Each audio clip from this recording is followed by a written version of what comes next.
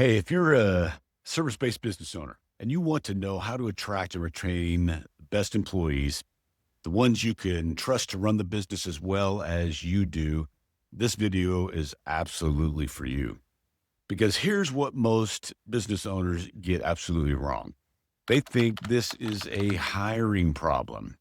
So they post more ads, offer more money, chase more candidates, and end up with the same decent employees they had before. Decent people who show up, do the job, don't cause problems. But they're not great. Not the people you can hand the keys to the business to and walk away. And that is the trap because decent isn't good enough. Decent means you still have to check on the work. Decent means you're still in every decision. Decent means you're still the ceiling. The best employees change everything. They don't just do the job, they absolutely own it. They raise the standard of everyone around them. They make you look up one day and realize the business isn't running without you. So in the next few minutes, I'm going to walk you through exactly how to get them.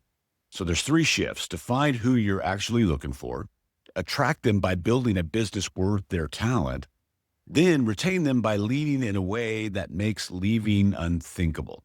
So let's get into this. Let's start with the hard truth.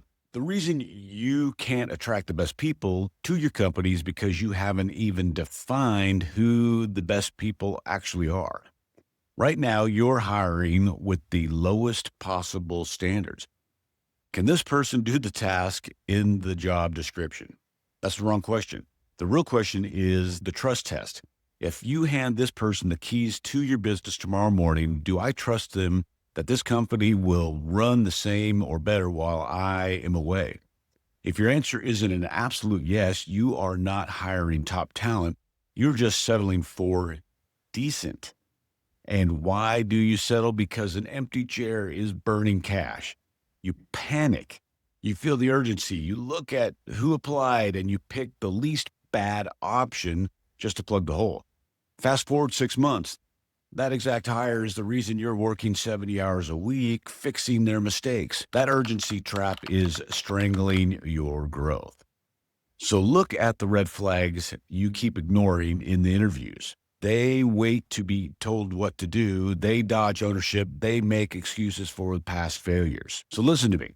If you see hesitation and hand-holding in an interview, it does not get any better after day one. It gets 10 to 100 times worse. Stop hiring bodies to fill a seat. You are hiring to buy yourself out of a role. If that hire doesn't remove you as the bottleneck, they are not the hire.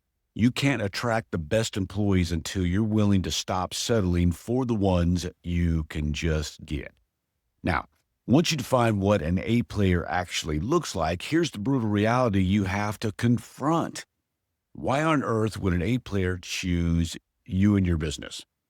Top performers don't join businesses out of charity. They don't join companies that desperately need saving. They join businesses that are already worth joining.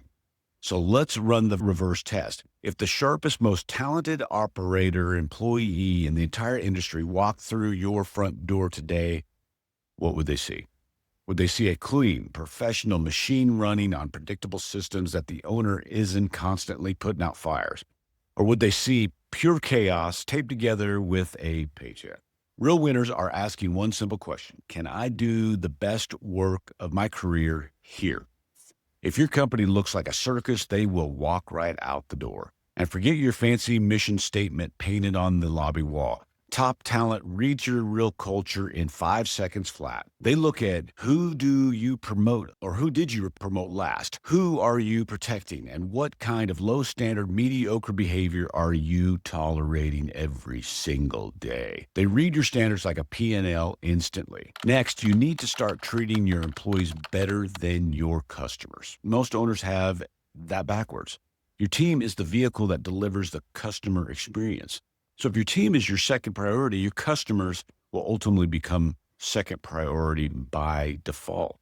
When you build an elite environment, the magnet effect kicks in. You stop begging on your job boards. Your best people start bringing in their sharpest friends, and the market talks. You don't recruit the best talent, you earn them.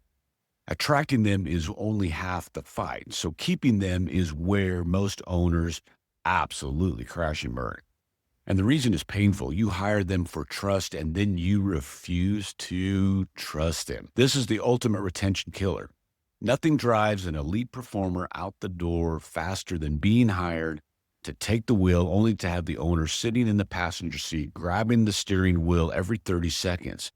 If they came here to own the role and you're still micromanaging every minor choice, they are gone. If you want them to stay, you need to implement the 5-to-1 rule. For every single corrective note you give, you must deliver 5 pieces of specific named recognition and praise. Throw away the good job and nice work. That's lazy noise. High performers see right through that.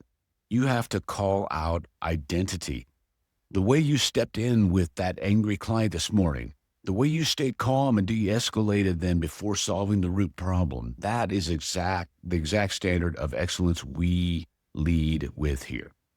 When you anchor praise to their identity, leaving your business feels like walking away from the best version of themselves. You don't wait for an annual review to do it. Trust is forged in daily rhythm, a 60-second morning huddle, a quick 5-minute check-in. If the only time you speak to your team is when something is on fire, your best talent will be the first out the door. Which brings us to the final test of leadership. When that person you hired starts doing the job better than you ever did, do you have the humility to let them run with it? Or does your ego force you to take it back? Most owners take it back. And the moment you put that ceiling on an A player, they start looking elsewhere. The best employees are always being recruited. The only question is whether they want to be. So here's what I want you to walk away with. Attracting and retaining the best employees isn't a hiring problem. It's a business problem. You attract them by defining who you actually need, someone you can trust. You keep them by building a business worth their talent and then trusting them to do their actual job to the best of their abilities. Do those 3 things and everything changes. The business starts running without you. You get your Fridays back, you get your evenings back, and you stop being the ceiling in your business. If you're a service-based business owner doing $250K or more, and you know something is holding you back from scaling, you need to book a business growth roadmap call with me today. It's a 30-minute conversation where we look at your business, pinpoint what's actually keeping you stuck, and you leave with a clear next step. So the link is in the description below to book your call. Hey, I'm Dr. Kelly Henry. Subscribe if you want to see more of this, and I will see you on the call.